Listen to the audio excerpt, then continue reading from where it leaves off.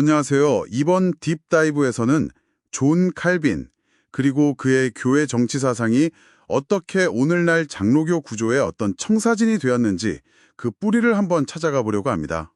네, 저희 손에는 지금 칼빈과 장로교 정치 연구 보고서가 있는데요. 이 자료를 보면서 교회 구조라는 게 그냥 행정적인 게 아니구나. 정말 깊은 성경적 또 신학적 배경이 있구나. 이걸 좀 확인해보는 시간이 될 것 같습니다. 맞습니다. 흔히 교회 정치하면 좀 딱딱하게 여기기 쉬운데요. 네, 그렇죠. 사실 파고들면 흥미로운 지점이 정말 많습니다. 특히 칼빈의 그 시스템은 단순히 16세기의 제네바에서 갑자기 짠 하고 나타난 게 아니라는 거, 이게 중요해요. 아, 그런가요? 그럼 그 이전부터 뭔가 연결되는 지점이 있다는 말씀이시군요. 그렇죠. 칼빈은 교회의 머리가 뭐 교황이나 왕 같은 사람이 아니라 오직 그리스도여야 한다, 이런 확신이 있었거든요. 그래서 그 원리를 구현할 모델을 성경 안에서 찾으려고 했던 겁니다. 구약부터 신약까지 다요. 와, 보고서를 보니까요. 장로라는 개념, 이게 구약 히브리어 자켄에서 왔다고 나오네요. 단순히 나이 많은 분이 아니라 공동체에서 지혜와 권위를 인정받은 리더 그룹, 이런 의미였군요. 네, 맞아요. 그게 중요해요.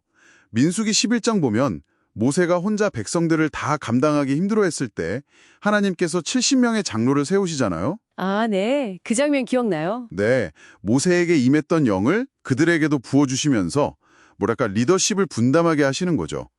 또 출애굽기 18장 보면 모세의 장인 이드로가 재판 업무를 좀 나누라고 천부장, 백부장 이런 사람들 세우라고 조언하잖아요. 아, 그것도 있었죠. 굉장히 효율적인 시스템을 제안했던 거네요. 그렇죠. 여기서 핵심은 이 장로들이 공동체를 대표했다는 것, 그리고 사법적인 기능까지 수행했다는 점입니다. 신명기 21장 같은 데 보면 나오죠. 대표 역할과 사법 기능이요. 그럼 제사장 역할과는 어떻게 다른 건가요? 아, 좋은 질문인데요. 제사장은 주로 성전 중심의 어떤 예배, 종교의식을 담당했다면 장로는 성문 앞, 그러니까 당시에는 공적인 광장이었죠. 거기서 통치나 제빵 같은 실질적인 공동체 운영을 맡았던 겁니다. 아하, 역할 분담이 꽤 명확했네요. 네, 이 대의적 통치 그리고 역할 분담이라는 원리가 나중에 유대교회의 사내헤드린 아시죠? 그 단계별 의회 구조, 소사내드린, 대사내드린 하는 거기로 이어지거든요. 네네. 바로 이 모델이 어떤 한 사람이 모든 권력을 쥐는 군주적인 교황제 대신에 켈빈 같은 개혁가들이 주목했던 성경적인 대안이었던 셈이죠. 아마 당신이 속한 조직의 의사결정 방식이랑 비교해 보시면 이것도 흥미로울 수 있어요. 와, 정말 그렇네요. 자, 그러면 이제 신약 시대로 한번 넘어가 볼까요? 장로교, 이 이름 자체가 헬라어 프레스비우테로스, 즉 장로에서 왔다고 하는데요. 네.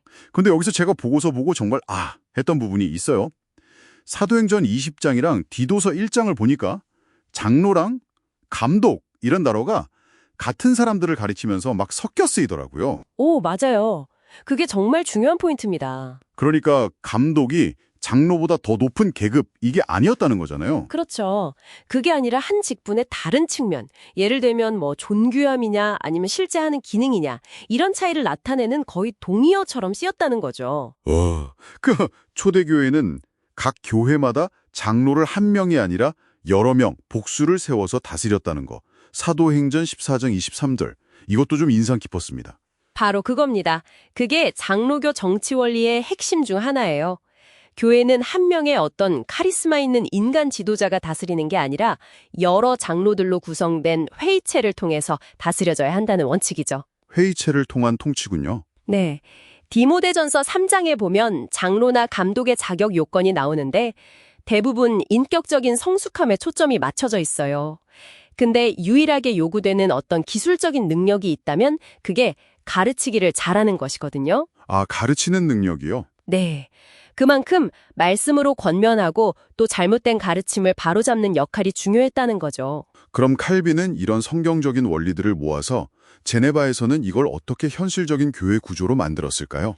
그게 이제 1541년에 나온 교회법령을 통해서 구체화되는데요. 유명한 사중직분론을 제시합니다. 사중직분론? 네. 네. 목사, 교사, 장로, 집사.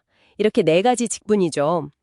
목사는 말씀 선포와 성례 집례, 교사는 교리 교육, 집사는 구제와 재정 관리 같은 섬김의 역할, 그리고 여기서 특히 주목해야 할 게 바로 장로, 앙시엔스입니다. 장로요?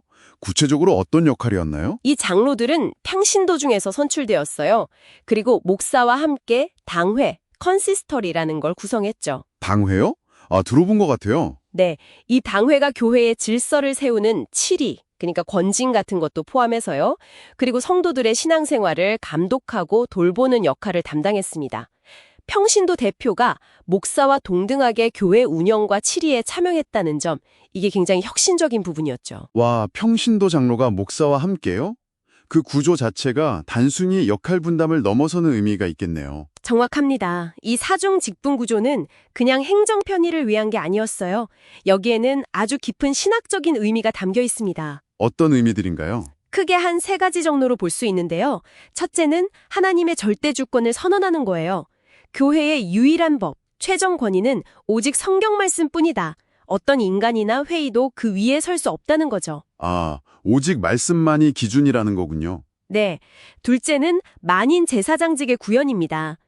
회중에 직접 선출한 대표자들, 특히 평신도 장로를 통해서 모든 신자가 교회의 통치에 간접적으로 참여하게 되는 거죠. 모든 신자의 참여, 중요하네요. 그렇죠. 그리고 셋째는 견제와 균형의 원리입니다.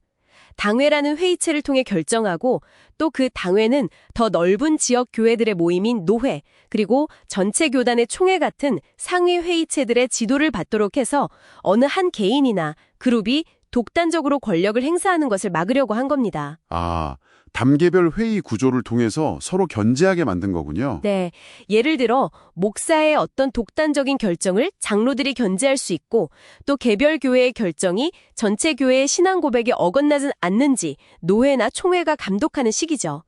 이 모든 것은 결국 교회의 진정한 머리는 사람이 아니라 오직 예수 그리스도 한 분뿐이라는 신앙 고백, 즉 그리스도 주권에라 교회의 구조를 통해 실현하려는 시도였습니다.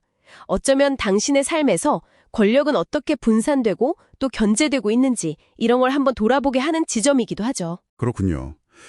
자, 오늘 이야기를 좀 정리해보면 칼빈의 장로교 정치라는 것은 고대 이스라엘 그리고 초대교회의 원리에서 그 뿌리를 찾을 수 있고 교회의 머리는 오직 그리스도 한 분이시며 그분의 통치는 말씀을 중심으로 또 회중이 선출한 대표자들의 회의체를 통해서 이루어져야 한다는 깊은 신학적인 고백을 담아낸 구조다. 이렇게 이해할 수 있겠네요. 네, 아주 정확한 요약입니다. 단순한 조직도가 아니라 그 자체가 살아있는 신앙 고백인 셈이죠. 그런데 이 보고서 마지막에 좀 흥미로운 질문을 던지더라고요. 아, 네, 그 질문이 있죠. 칼빈의 이 시스템은 분명 교회의 연합과 순결을 지키기 위해서 정말 정교하게 고안된 것 같은데 실제 역사를 돌아보면 장로교회들이 때로는 분열의 아픔을 겪기도 했다는 거죠. 맞습니다. 안타까운 현실이죠. 이렇게 견제와 균형을 강조하는 구조 안에서도 왜 교리적인 순수성을 지키려는 열망과 공동체의 하나됨을 이루려는 그 소망 사이에서 건강한 긴장을 유지하는 것이 현실에서는 그렇게 어려울까 하는 질문이었어요. 네, 그건 참 답하기 어려운 질문이면서도 계속 고민해야 할 문제인 것 같습니다. 이 정교한 구조만으로는 부족하다는 것을 보여주는 것 같기도 하고요.